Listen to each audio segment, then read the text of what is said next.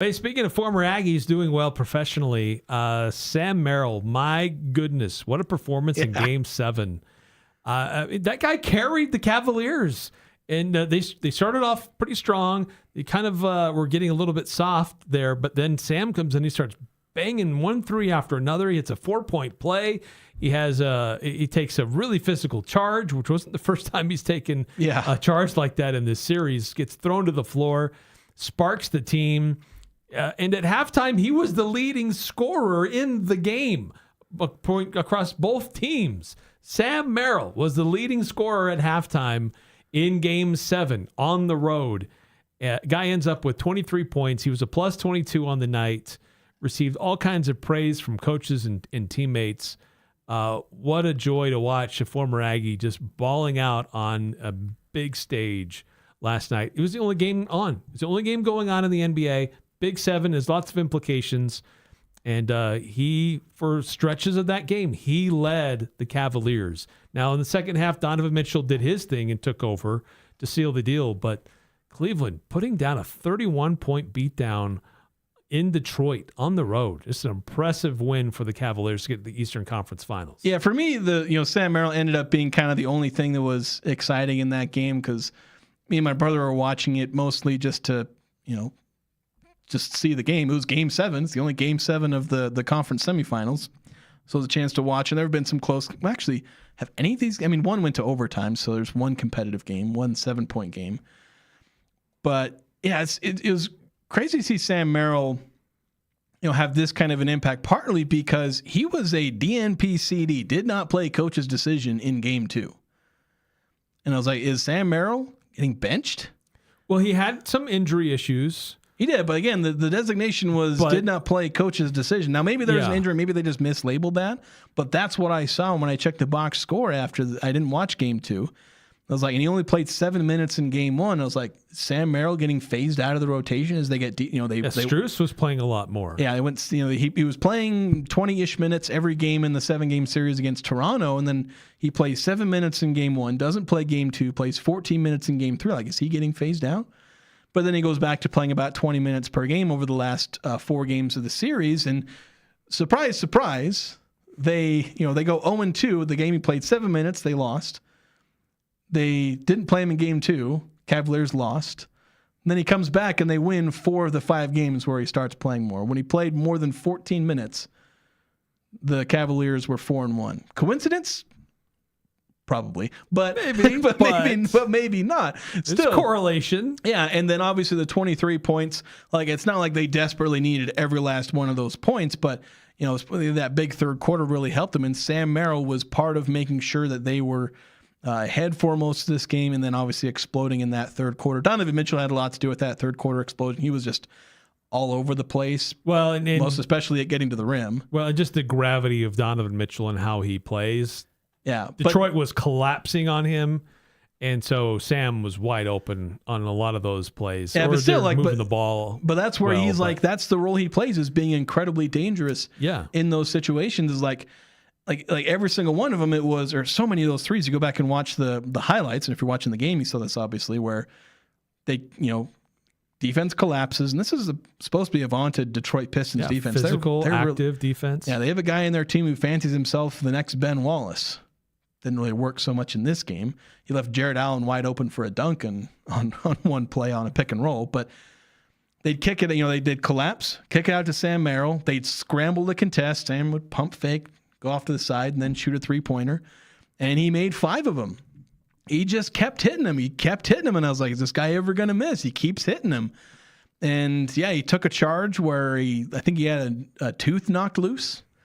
So, got to have some emergency dental surgery after the game or something like that, maybe during the game.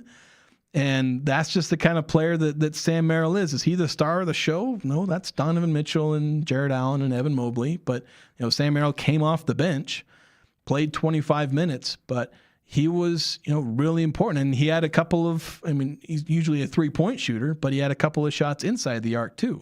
Yep. One of them was like a fast break, but another one was a half-court set where he drives and shoots a mid-range shot. He also went to the free throw line a couple of times. One of those was the and one on a 3-pointer. So playing a big role. And this is the kind of player, like Sam Merrill is the kind of guy that if the Cavaliers are going to make it to the finals and do anything in the finals, Sam Merrill is one of the kind of guys who has to play really well. Now, you're going to get largely carried by your stars, but as I've made it a point over and over, it's your guys like 4 through 9 that win you a championship. Right. And Sam Merrill, that's his spot in the rotation. 4 through 9, he's probably like between 6 and 8 in the rotation. And and that's something where he has that kind of outsized impact for his role. He's able to provide that in some of these games. And that helps you close out, a road win in Game 7, which is obviously immense for the Cavaliers. Yeah, they will face the Knicks in the Eastern Conference Finals starting on Tuesday. That'll be on ESPN. But were you able to get some of those clips? I did. So I've got a clip. One of them is, I can't remember which one of them is Sam Merrill. He was asked about Donovan Mitchell. And the other one, the reporter was asking Donovan Mitchell. And I believe Jared Allen, I think, was also part of this. I didn't watch the full video there, but Jared Allen is there, but Donovan Mitchell's Donovan Mitchell is answering a question about Sam Merrill. So I think I'm going to try and switch to that one first, just to make sure we got this going right. I'll try and play this video correctly. We'll see if that works. Donovan, there's few players on this team that know Sam Merrill the way that you do, especially from Utah days and all these things. He's come back from a hamstring during this playoff run. He might have got his tooth knocked out. He's been playing through illness.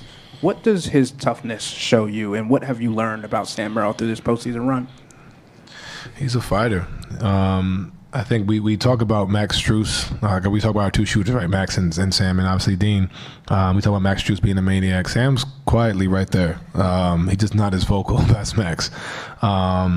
And I'm glad he has his moments like this where the world can see it. You know what I mean? I think a lot of times it gets overlooked. And I think you see he was a plus 22 tonight outside of just having 23 points. Like him being on the floor, I even got into it with Kenny when he took him out. I was like, man, keep him on the floor, right? Like it's just one of those things where you just want him out there. And he does it, whether it's an hammy, it's an ankle, it's a hand, it's whatever, a sickness, like birth of his kid. Like he just is like, man, I don't care. I'm here with you guys. Like, and I think that just speaks to the group. But when you have guys like Sam Merrill, and like you said, I've seen him my whole career, and just to see the growth from him as a player, not just as a 3-point shooter, but as a guy we can depend on in every situation, is huge. Yeah, yes, love those comments from Donovan Mitchell, and it is interesting. They have a very unique relationship, and in fact, Sam kind of expounded on that, kind of separately, independently, when they were asking about when he was asked about Donovan Mitchell and kind of his role in these playoffs and what he's done. And Sam has also been able to follow a lot of Donovan Mitchell's career very closely. It's a group, turned out to be close teammates. Sorry, I tried to transition. I thought you were done. I was switching over. Okay, let's try that again. It's a group, but Donovan Mitchell has made it known how much he wanted to get past this second round. And what can you say about his performance tonight, and just how meaningful is that for you to see him get to that conference finals for the first time? Donovan is someone that, it's hard to describe like what Donovan means to me. I remember when I was in the G League with the Charge, there was one time where, we would go after them. So one time I was out there early shooting. They had finished, and so I was just sitting on the side, and he was sitting there, and he came up and, we talked, and we had known each other from the Utah days, but he didn't have to do that. And the moment I signed, got called up from the Charge, like, he's been such a great dude. And I feel like even though we've only played together for now 4 years, 3.5, 4 years, I feel like the Utah days for him I was a part of, because I was in Utah, I was at Utah State, I grew up a Jazz fan. Like, that was very important to me. Like, I was at his first game. I went to a couple playoff games his rookie year. So you're not going to find a guy more happy for him than I am. But I know he wants more, and we all want more. Fun comments there from Sam Merrill, his relationship with Donovan Mitchell. That these two have watched each other. Sam certainly is actually a year older than Donovan, but Donovan got into the NBA sooner, while Sam was going to school at Utah State, and so they've watched each other kind of play. Donovan was able to watch Sam while he was at USU.